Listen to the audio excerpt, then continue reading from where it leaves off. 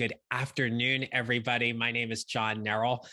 Today's webinar is called 4 Tips to Help You Plan for Your Performance Appraisal Conversation. And this webinar and information today is relevant to you, whether you're the person who is actually sitting in on the performance appraisal meeting, whether you are the person receiving the appraisal or you are the one delivering the appraisal.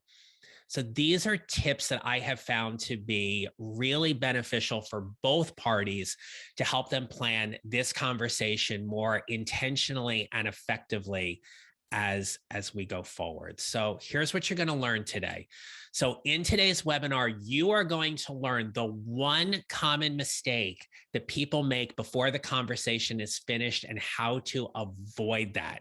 And that is for both the facilitator and the attendee as well. You're also going to learn a very simple way to collect performance evidence throughout the year that will take you minutes to compile when preparing for your meeting instead of scrambling at the end of the year or the half hour before the meeting and trying to get everything together before your appraisal is due. And lastly, I'm going to share why this needs to be a fluid conversation and not a one-off, especially if your boss, your manager, your supervisor treats or thinks that it is. So those are important things that we need to keep in mind here with all of that. All right. So just starting off, if you would, in the chat, fill in the blank for me, please. After my last performance conversation, I felt blank. Go ahead and put that in the chat for me, if you would.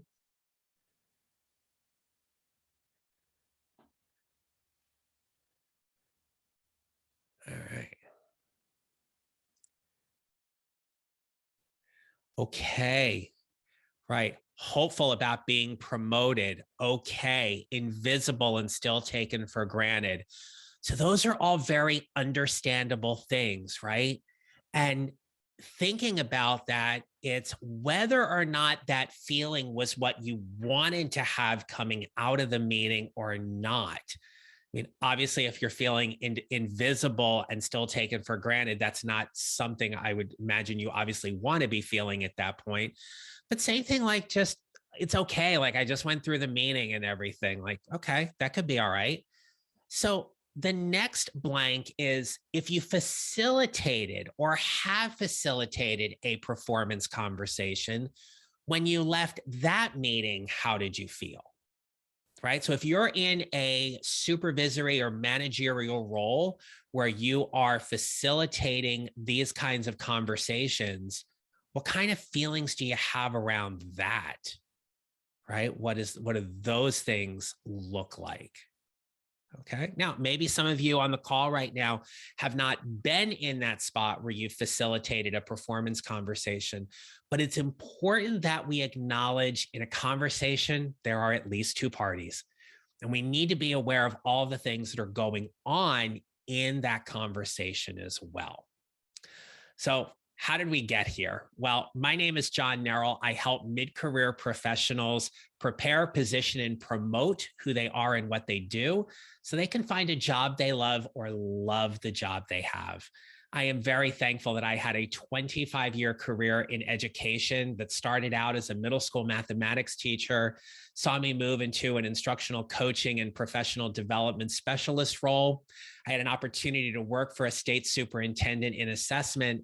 And then for the last 5 years of that 25-year chapter in my career, I spent working at an educational nonprofit where I began writing assessment items for students all across the country, and then eventually moved into a director for training and staffing role within that organization. And what is now the 5th year full-time in my business, I made a very conscious decision to leave that job because I was so passionate about coaching and wanted to help more people that the only way I could really see me doing that was leaving my position and leaving the organization and opening my practice full time where without question today, I get to work with some of the most amazing people I have ever had an opportunity to work with in my career and help them navigate toward whatever is next.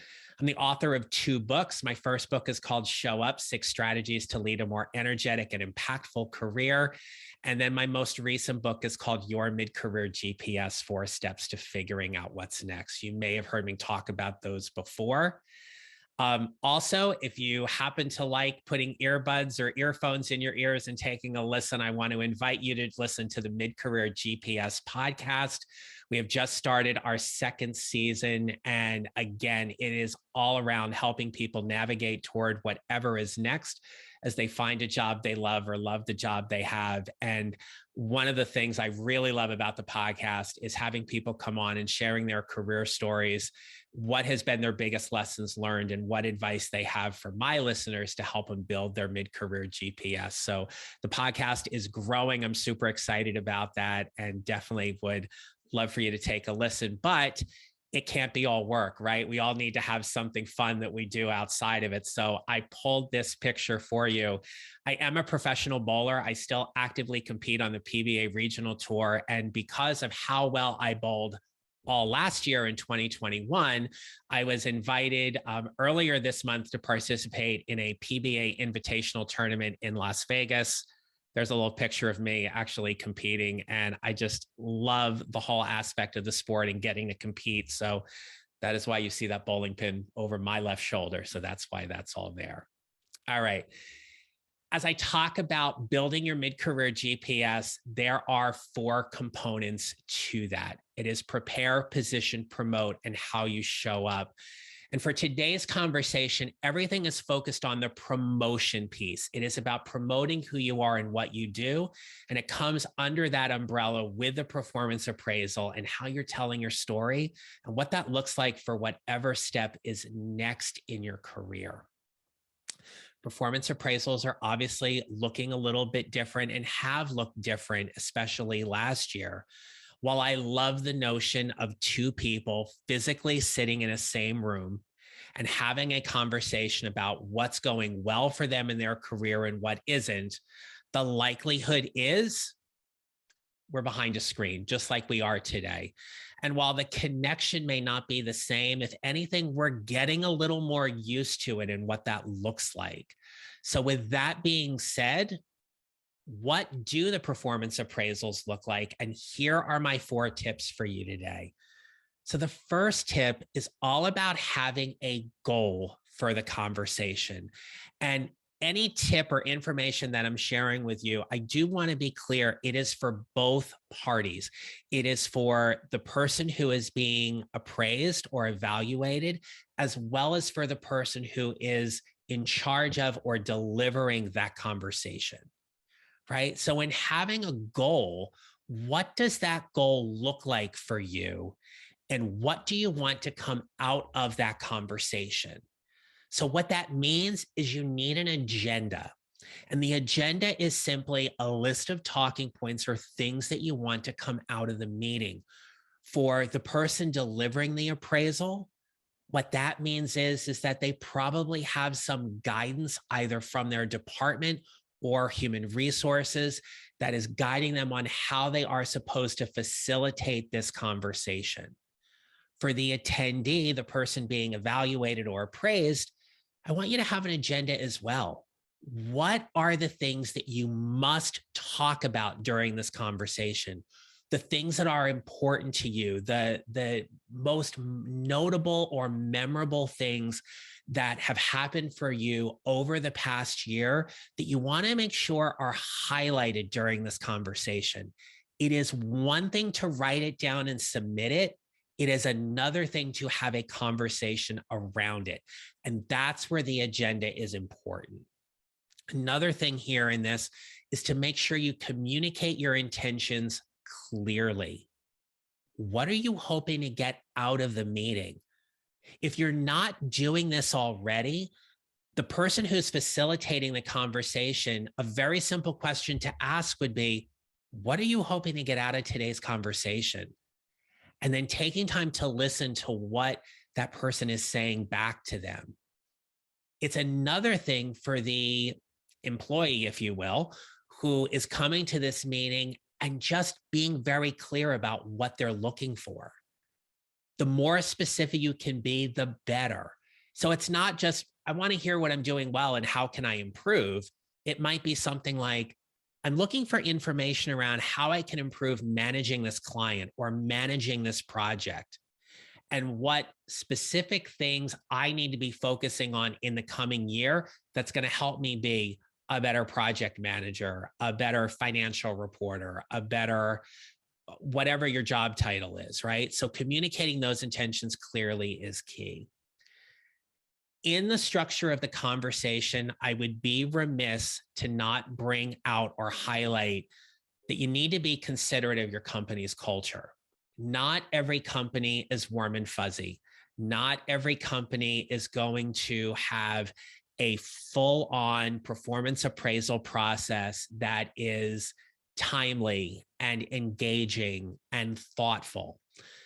Those are things that may or may not be hurdles you are able to overcome in the scope of your performance appraisal meeting. But you do have a responsibility in that conversation to bring your best intentions forward about what you are hoping to get out of it.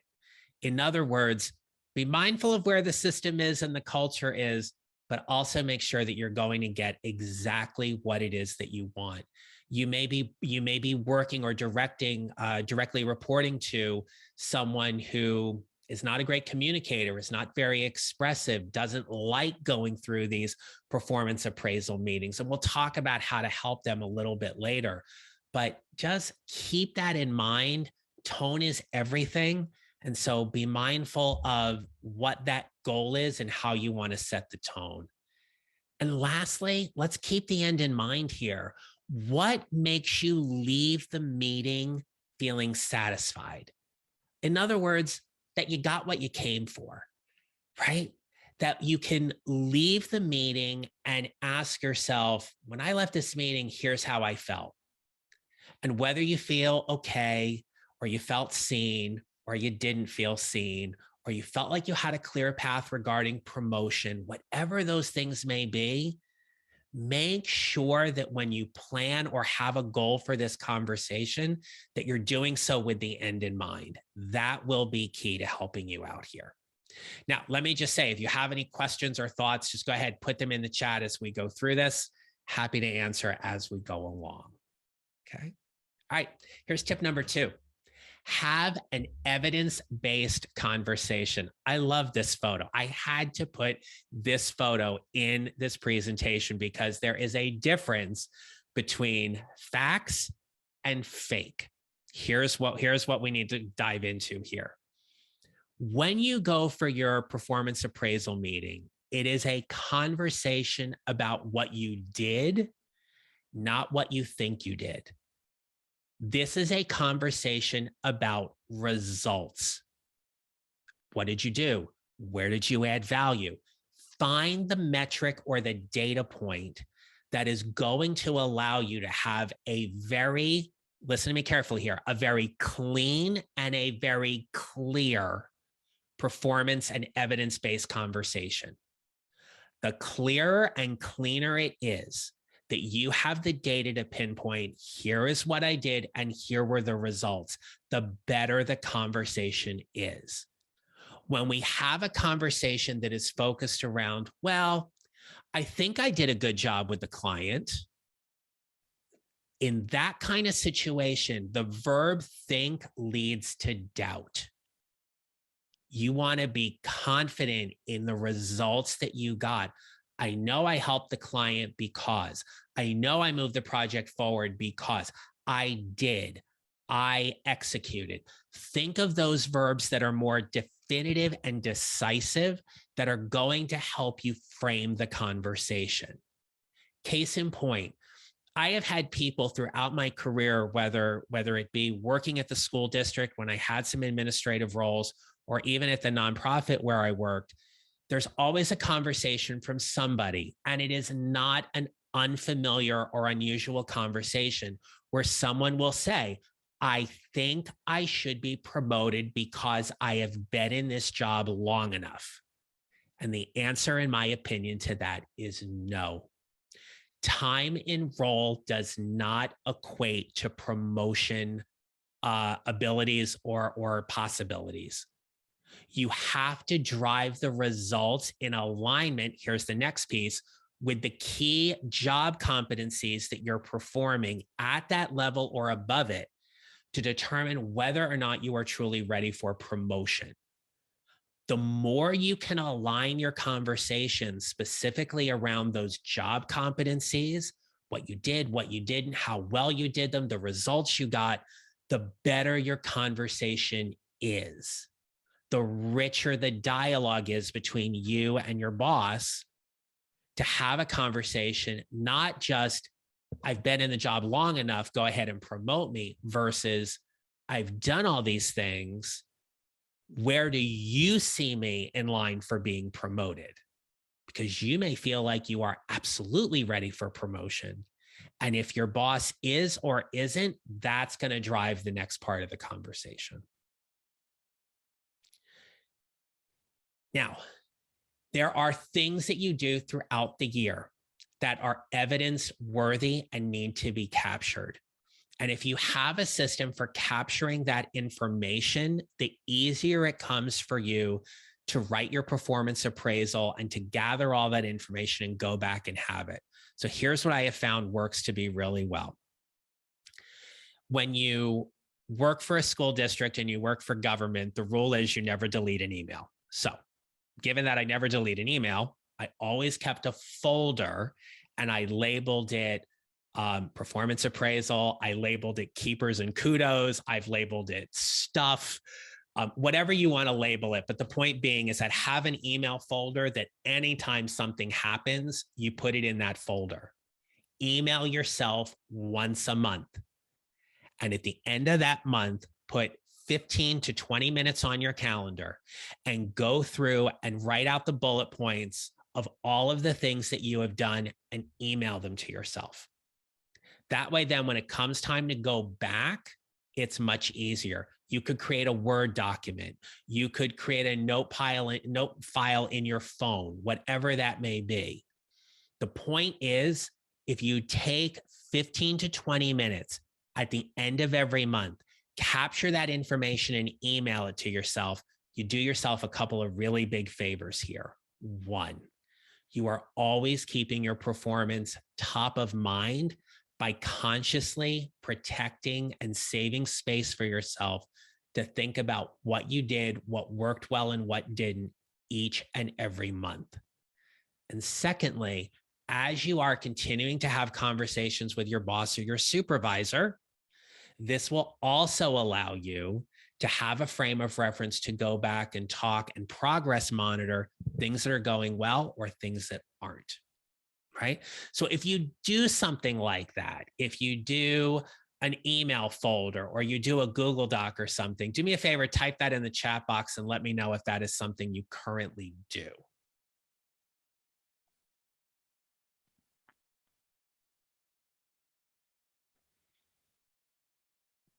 Okay, maybe I gave you something to think about there then. Okay. All right. Well, hopefully that tip helps. Here's the last piece. No fluff allowed. When you go for your performance conversation, and knowing that it is evidence-based, we're going to take out all of the fluff. So here's more specifically what I mean by that. When you say things like, well, I'm passionate about what I do. Personally, my thoughts on this whole thing, but like, what does that mean? Let's get a little more clear about what you being passionate is all about. Give me the evidence around that. Show me how you are demonstrating that passion day in and day out. Get rid of the buzzwords, get rid of the fluff.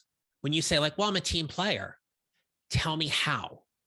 Tell me how you have done things to better the team and support the team throughout the year, as opposed to just saying, well, I'm a team player. Do not assume that your boss knows every single thing that you're talking about. They're busy too. And so while they're checking in and being aware of things, there might be something that may have fallen off their radar. That's where you get to casually just remind them and further exemplify exactly what those evidence things are. Okay, good. Right. Glad to see that you're keeping that folder. Good. That those things definitely helpful. All right.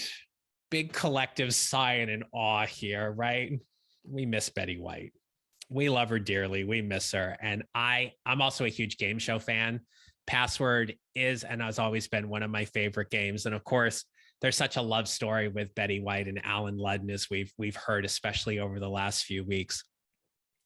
But it was funny. I was doing a little Google search, right? And I typed in curious and up popped this picture of Betty White playing Super Password. And I thought I need to capture that photo too. I love this photo because I don't know from the actual episode if she was giving the clue or receiving it, but I just love her facial expression. You can look at her facial expression and think like, what the heck are you talking about? Or, right? It's one of the great things about Password as a whole. But my third tip for you is about being really curious and intuitive. A performance conversation is an opportunity for everyone to come from a place of curiosity. And the curious part being, what'd you do well this year? Why was that important to you? What'd you really enjoy about your work? Where did you drive results in a way that surprised you? The more curious we can get in a performance-based conversation, the better conversation we have. And it's where our intuition, if we're truly listening to what's going on in the conversation, allows us to ask these open-ended questions that give us more information.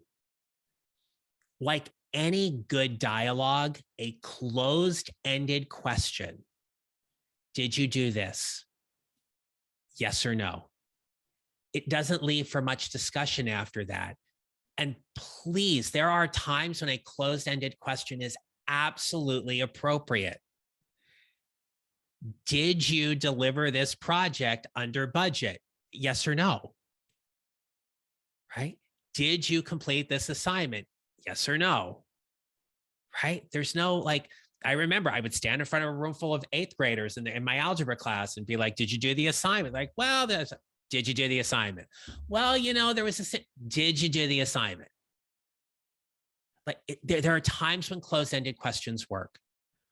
But in a conversation such as this, the more open-ended questions we ask, the more information we're going to get. And this is why it's helpful for both parties in the conversation.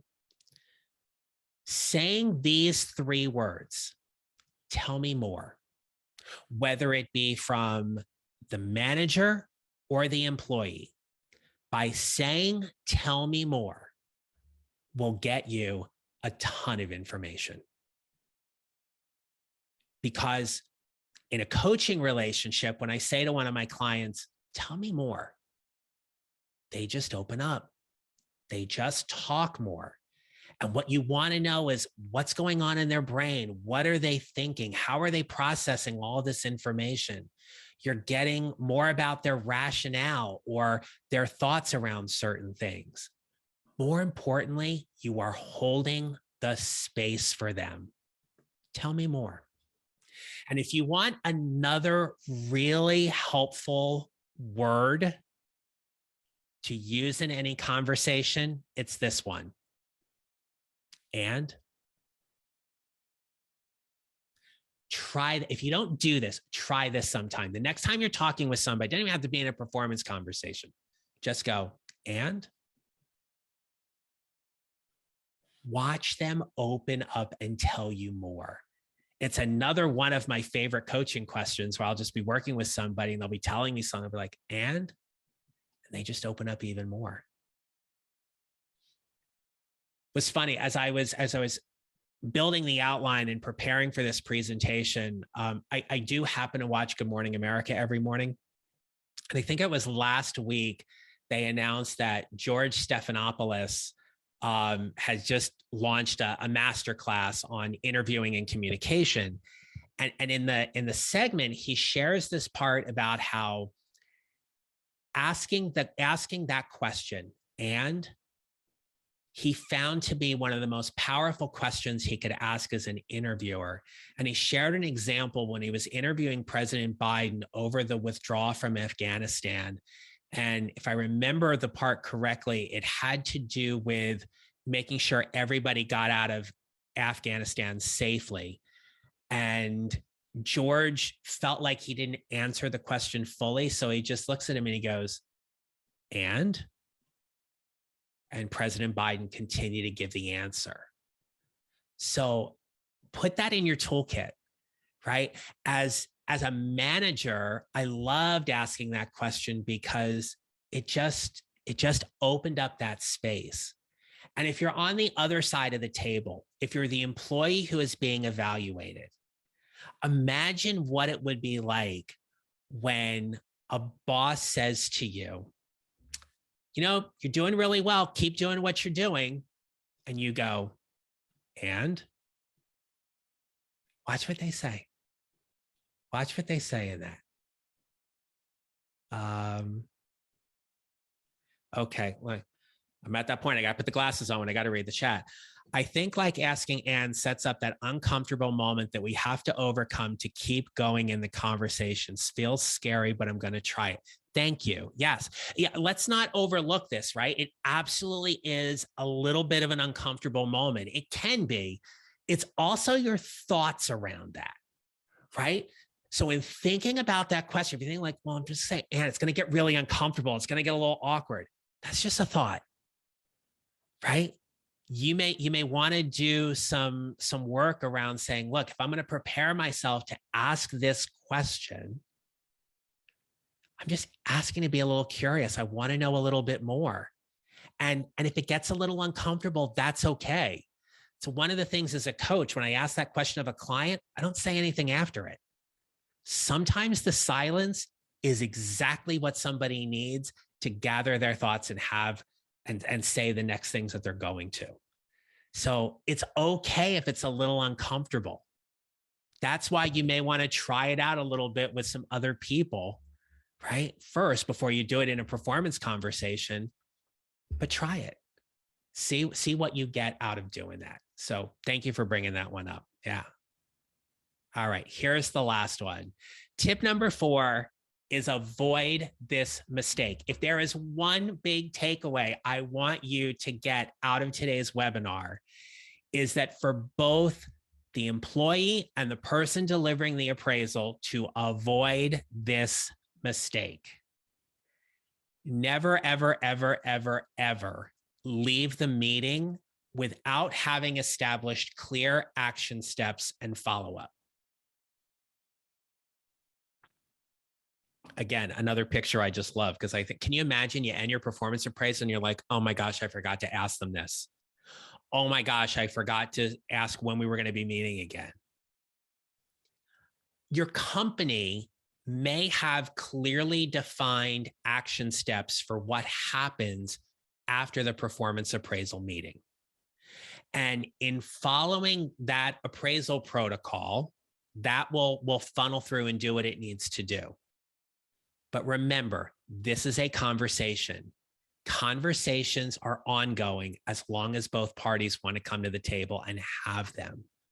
So if there are things that come up in your performance appraisal, be it around defining what that path to a promotion looks like, or building a particular skill set or competency, or working on your communication skills, whatever those things are, make sure you leave that meeting with a clearly defined plan for what the follow-up is going to be. Even if it is simply, we're going to meet again next week to talk about this further. That's fine. I never want anyone to leave this performance appraisal meeting feeling like something wasn't tied up. Something wasn't wrapped up and be like, okay, we now have a clear step for the next thing to happen with that. If you leave the meeting and you feel like you never established a follow-up, or you don't have the action steps that you need to take, you have missed a huge component in this meeting. That being said, sometimes performance appraisal meetings can be a little difficult, especially if someone is not meeting expectations. Sometimes, and I have found this to be true, the best follow-up is to give them the space and say, look, I know today's conversation was a little difficult, but I want you to know this conversation will continue.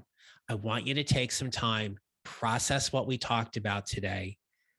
I'm going to put some time on your calendar tomorrow or the next day to follow up this conversation so we can continue and figure out a plan to how to work on this. That is okay too. But if you leave that meeting and you are feeling lost, uncertain, unsure, confused, never, ever, ever a good thing. So always make sure there's a plan for a follow-up or definitive action steps. I talked about this a little bit earlier, but here's where you may have to help your manager. Not everyone is blessed and fortunate to have a great manager throughout their entire career. More than likely, please do not put this in the chat, you probably have someone who you are working with or have worked with that really isn't the best manager you've ever worked with. And yet you're assigned to them and they're responsible for your appraisal. They may have a hand in how much bonus you get or salary increase you get. And you're just like, oh, this is what I got stuck with. Sometimes you have to help your manager. You can call it managing up, however you want to look at it. I like to think of it this way. If you're having a conversation, you're partnering with them on the conversation, sometimes you have to help them out. It might be about asking them different questions or asking them better questions, right? One of the most frustrating things in a performance appraisal meeting, in my opinion, is when your boss looks at you and says, you're doing a great job, keep doing what you're doing. Okay. That's when I would go, and sometimes you got to help them out. Sometimes you got to ask them a little bit more specific question to get the information you need. So think about, if you need to help your manager have a better conversation here, think about what that looks like. And yes, it can be a little scary and a little daunting and maybe a little unnerving. Sometimes we have to help our managers. And also, let's just acknowledge managers are busy and overwhelmed just like the rest of us. So it may not be personal. It really may just be situational. And that's where they may really appreciate your help in that regard. Okay. Yeah, no problem, Carl. Thanks. Got it. Okay, cool. And lastly, your professional development, your responsibility. You have to own it. Nobody is responsible for your professional development other than you. You are responsible for where your career is going and where it's headed. When I made a decision to leave my last organization to open my coaching practice full-time, it was never truer in that moment for me. I had seen it throughout my career every single time I leveled up or lateraled or moved to a new job. But you are responsible for your own professional development and career path. Your boss is not responsible for your PD. If there is something you want to learn, ask for it. If there's a conference you want to attend, submit for it. If there's an opportunity within your organization to shadow, to mentor, to have a learning opportunity, put that ask out there. But if your manager doesn't offer it to you, it's not their fault. That may not even be on their radar. If you don't ask, you don't get an answer, right? So you can ask. It doesn't mean you're going to get a yes, but you are always advocating for your professional development and what that looks like. So think about it in terms of also, what do you want to learn over the coming year? And how are you going to gather that information? How are you going to learn all of that? That will help you as you move forward. All right. Let's open it up for some questions. I'd love to hear what questions you have at this point. What's come up for you, what takeaways, what ahas, anything like that around the tips that we discussed. So feel free to go ahead and put that in the chat. And let's get some questions. Okay, Chris, aligning your talking points to your job competencies. Absolutely. Right? That will absolutely help you with the evidence-based portion of the conversation, right? So in thinking about that, if you don't have access to your job duties and roles, if you, let's say, for example, you don't find it on the company intranet, or you don't have the job description or things like that, it's always a good opportunity to go back and reevaluate those things. I've had clients who have gone into their performance appraisal meetings and have said, look, I looked at my grade level. I've done all these things. I'm doing things above this grade level. What does that mean? What it has meant for some of my clients has been an opportunity to reevaluate their job description for that particular role. It's also been about the promotional conversation, right? Like if you're already doing the grade level above work, how do we get you promoted? Is there a spot in the org chart for them to move to and get promoted in that way, right? Hope, you mentioned about avoiding fluff. Thank you for that. So this is one where I can remember when I was facilitating these performance conversations, it was particularly difficult. And I will say that if you have an opportunity to work with a team for a longer period of time, you can really instill some great practices that allow everybody to come from that evidence-based place. I don't want to be ageist here and say that I have only seen this happen more with younger professionals, because it's just not true. I've seen this happen with older professionals as well. But I think it is important, especially for junior level staff or people who are new to an organization, 18 months or less, that we really kind of drive home the idea about what does evidence look like? And if we're going to drop the buzzword, let's define what that means. I remember interviewing, and I asked somebody one time, why should we hire you? And they said, well, I'm a great communicator and I'm a team player. So I said, can you tell me a little bit more about that? And their response was, you don't know what that means? That was their answer. And I said, well, to be clear, you should be a great communicator. So I want to know how you're a great communicator. I said, as far as a team player goes, I want to know what that looks like for you, because I don't know if we play on a team the same way. If we're going to drop the buzzword, we have to explain it. That's where if we just take out the fluff, what I said earlier was, if we can be really clean and clear in our messaging, then there is no question around the intention about what we're trying to communicate. So, Vanessa, maybe a hard one. I like difficult questions. Let's go. How do I maintain perseverance with requesting a raise or a promotion well after I've been told I deserve one, but nothing happens? Manager is not allowed to put me up for a promotion despite years of being deserving of one. This may have to do with industry. How can I maintain patience, keep pushing for myself, but also keep #showing up? Thank you for that. All right. I love that question. So Vanessa, let's break it down a little bit. Okay. So here's the first thing. You have a choice. You have a choice in how you want to show up. So you can absolutely be patient, maintain the status quo, and have things keep going. There also may be a message in there about how your manager is appreciative of the work that you're doing, but if they are, quote unquote, not allowed to put you up, I'd really want to know what that means. So in other words, is there an organizational block that is not allowing you to be promoted? In other words, they just don't have a spot for you in the org chart. Somebody has to leave or retire in order to do that, right? We see this actually a lot in fields like the entertainment industry, the media journalism, right? Like people want to be an anchor, but there's no spot for them available because the person who's in the anchor chair is not going to leave. So they leave and they go to another market. So get really curious here, right? When you say you're not allowed, what does that mean? Now, if it's one thing about getting the promotion and the title, then there's another question there about how willing are you to accept the status quo for what it is.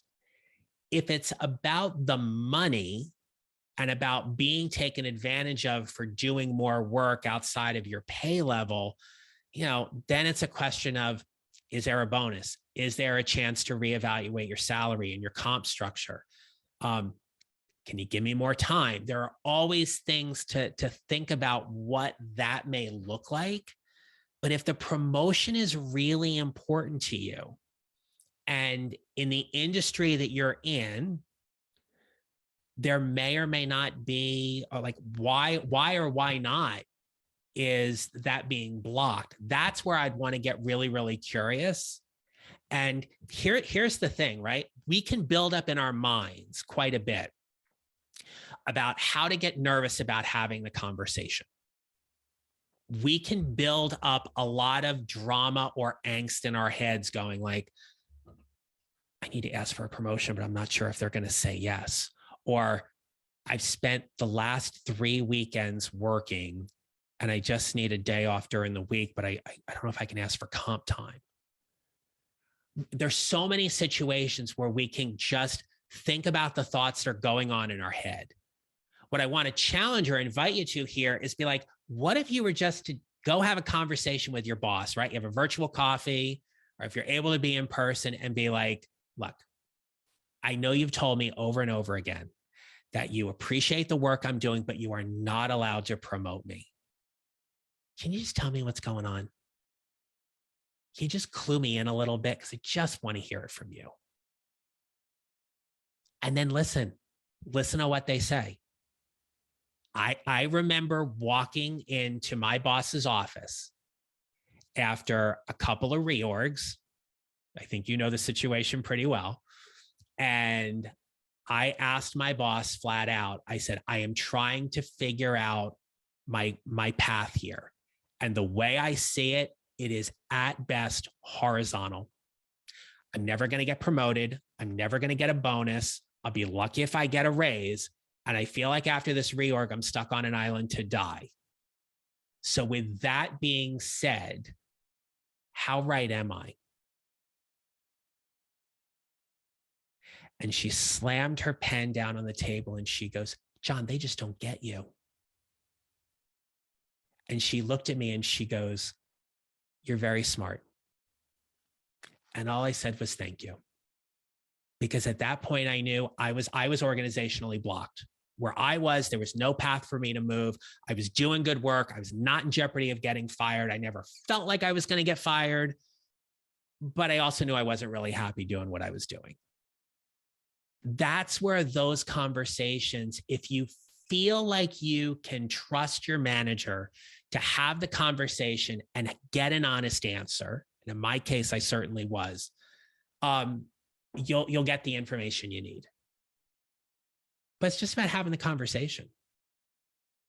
I have a coach colleague of mine who has challenged himself for the entire month of January. He walks into a Starbucks every day to get his coffee, and he asks if he can get it for free. You're like, why would he do? I mean, he pays for it every day. They're like, no. They're like, is it your birthday? Special occasion? No. He's like, I just want to know if I can get it for free. And they're like, no. He did it as an exercise so he could get more aware of what it felt like to be told no. That's all. No, it's just a word. It's what we make of it. I have a friend of mine who says no means next one. We get told no, we get told yes. It's all of our thoughts and our feelings that come around what that word means to us. and what we build up in our minds that really makes it a judgment as to whether or not it's a difficult question to ask or not. So let me know how that goes. If you want to have a side conversation, let me know. We can certainly do that. Okay. All right. Oh, what other questions? These are good questions. What other questions do we have?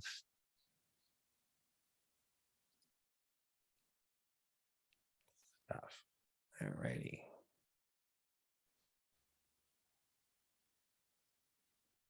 Well, I'm going to keep the questions open, so keep them coming. But as we do this, let me just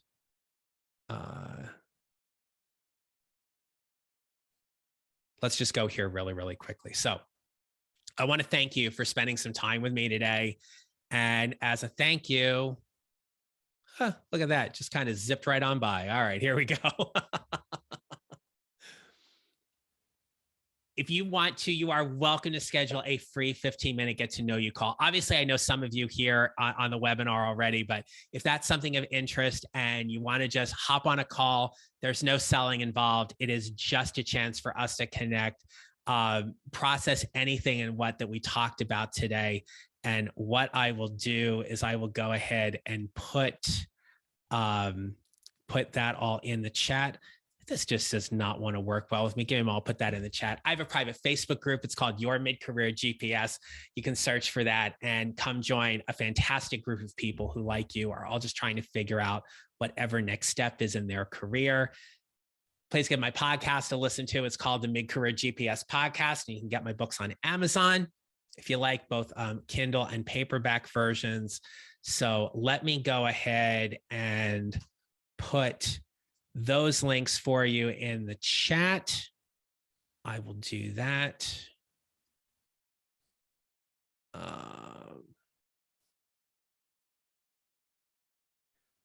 Hope.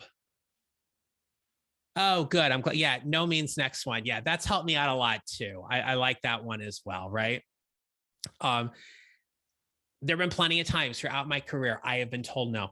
Even in my business, I get told no. I want to speak somewhere. I get told no. I start having conversations with a potential client. They're like, not right now, not the right time.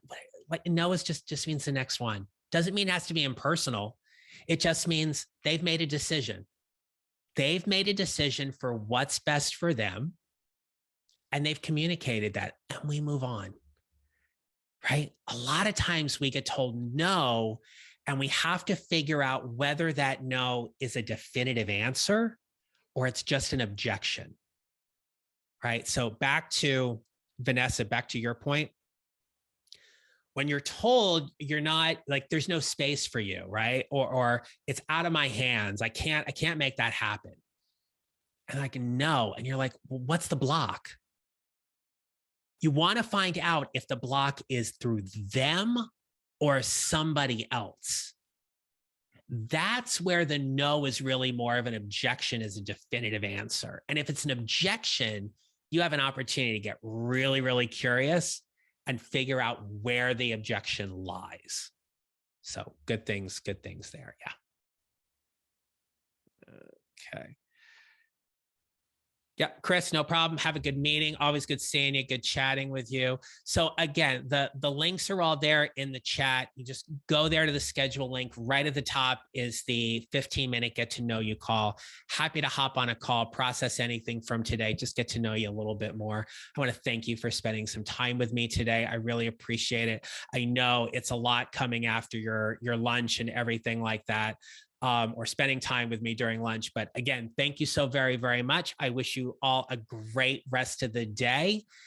And remember, you build your mid-career GPS 1 mile or 1 step at a time, and how we show up matters.